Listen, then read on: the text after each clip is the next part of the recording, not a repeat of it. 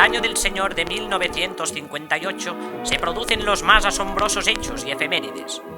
En la bella localidad mediterránea de Benidorm, cuna de cuerpos lechosos, se celebra por primera vez el Festival Español de la Canción. Dios castiga a los despreciables. Así, el 4 de enero, los comunistas vieron como uno de sus malvados artefactos, el satélite Sputnik, se destruía al caer a la Tierra. En el capítulo de Cultura y Ocio, destacamos el premio de la Academia ganado por Gigi, un delicado musical con sutiles momentos de comicidad.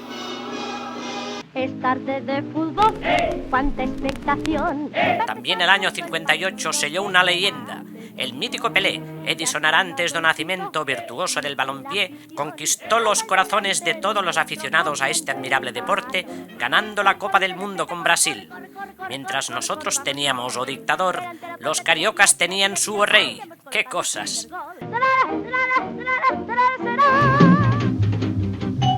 Una de las partes informativamente más provechosas de un año son sus efemérides.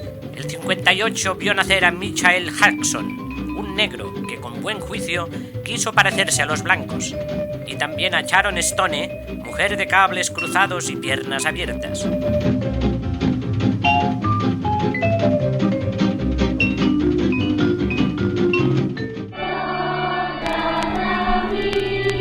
Pero nuestro Belén no sería completo sin la llegada a este mundo de Juan Puigdollers, hombre bajito e inteligente como nuestro caudillo, que llegaría a ser obispillo del monasterio de Montserrat y monaguillo fiel de la Virgen Moreneta.